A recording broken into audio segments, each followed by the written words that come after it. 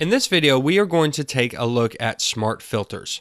Now, you can use filters inside of Photoshop, and they're great to come in and do all of these cool different types of effects. But the minute that you apply one of these, it's going to apply it to your image. And unless you made a copy of, say, your image in the layers panel, and you can get back to the original, you won't be able to make any adjustments after that filter is applied. And that is where smart filters comes into play. Now, you've seen things like smart objects, and you've also seen things like adjustment layers that allow you to make adjustments after you've already saved that edit, and now filters will allow you to do the same thing before. Back in the day, we didn't have this option, so once you applied those filters, you were stuck with them. But now we can click on Convert for Smart Filters, and we can always go back and edit this image in a non-destructive way.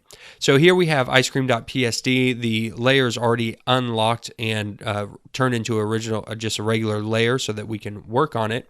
And if we go to the top and we click on Filter, we can go ahead and click Convert for Smart Filters. And then it's going to say to enable re-editable smart filters, the selected layer will be converted into a smart object. So we hit OK, and all that is saying is that we've turned this layer also into a smart object so that we can edit it. And you can see the icon changes in the layers panel in the bottom right hand side. Now we have the ability to come in and apply any of these different filters, whether they be from the filter gallery or one of the camera filters or any other filters, and edit those later on. So let's just go ahead and we'll pick, let's just do crystallize.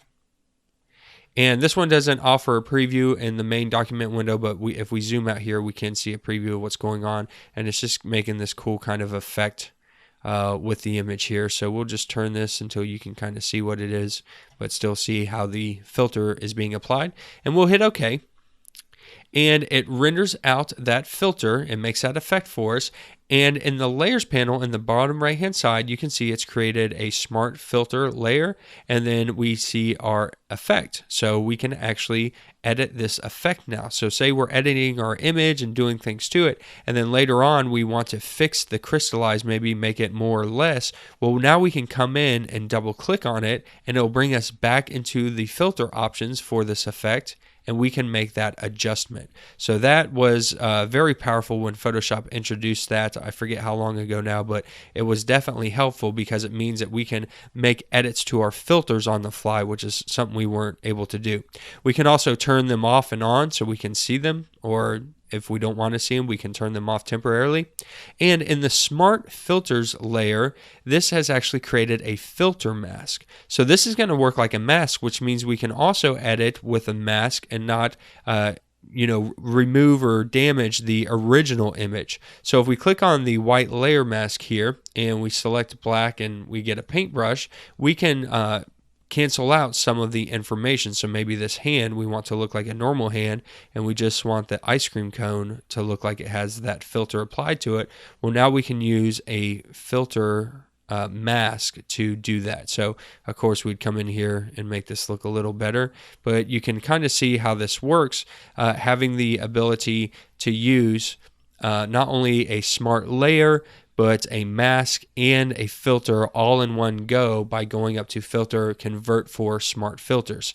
So now we have the ability where even if we didn't like this and we wanted to change it, we go back to that crystallize, we can change how it's going to look, hit OK. It applies the layer mask. It looks like we need to paint a little more. It came out a little bit, so let's just touch that up some. So now we can change out the way that this actually looks, and we are working non-destructively because we're also using the mask. So we can see the effect being applied, we can see the layer mask being applied, and then we can see our smart filter or smart layer. And then if, say, we didn't like this and we just want to get rid of it, we can click on that crystallize and drag it down to the trash can, and it deletes it out for us. We still have our smart layer, can add filters, but we can get rid of that, and we've never damaged the original picture, or we can just keep working on it any way that we want to. So smart filters are great. You will definitely want to use them whenever you're using filters.